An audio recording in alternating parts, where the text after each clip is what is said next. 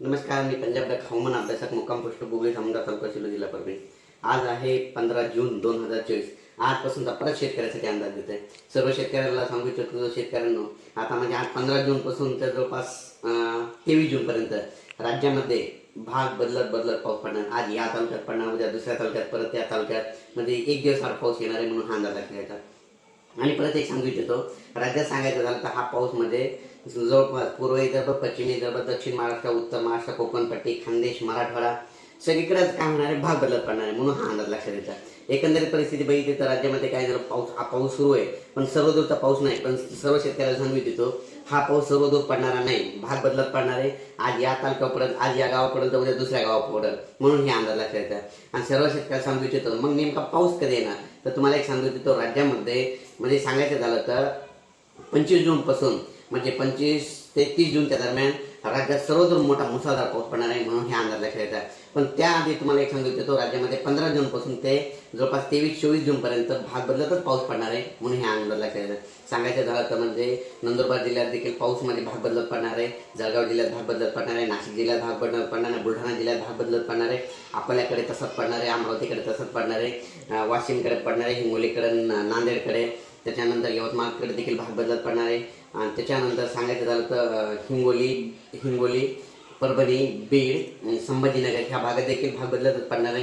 त्याच्यानंतर सातारा, सांगली, सोलापूर, पंढरपूर या भागात देखील भाग बदलत पडणार आहे. नगरकडे देखील भाग पडणार आहे. म्हणजे सांगायचं झालं तर पुणे नगरपर्यंत सगळीकडेच भाग बदलत पाऊस पडणार आहे. पण असा सर्वदूरचा एखादा पाऊस. पण सर्व शेतकऱ्याला सांगू इच्छितो की राज्यामध्ये म्हणजे आता हे 15 जून पासून ते 22 जूनच्या दरम्यान राज्यामध्ये म्हणजे बीड जिल्हा मध्ये चांगला जास्त पाऊस पडणार आहे. त्याच्यानंतर जालना जिल्ह्यात एक जोरात पाऊस पडणार आहे.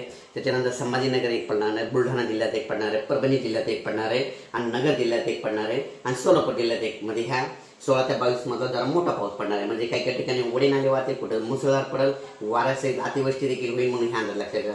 सर्वदूर पडणार नाही म्हणून हे सगळ्यांना अंदाज लक्षात घ्या. राज्यामध्ये तुम्हाला एक माहिती असं सांगितलं की उन्हाळ्यामध्ये एक मी अंदाज दिला होता की शेतकऱ्यांना समजा जूनमध्ये समजा तुमच्या गावाला जर पाऊस नाही पडला, यापुढे एक गोष्ट लक्षात घ्या, दरवर्षीची ही कायमची तारीख लक्षात घ्या. दरवर्षी संपूर्ण राज्याची पेरणी 27-28 जून सुरू होईल. म्हणजे हे लक्षात घ्यायचं. तुम्हाला एक माहिती असं सांगतो की हे कायमचं लक्षात घ्या, दरवर्षी 27-28 जूनला पाऊस पडणार आणि तुमची पेरणी होणार. त्याच्यानंतर जुलैमध्ये देखील एक तारीख लक्षात घ्या.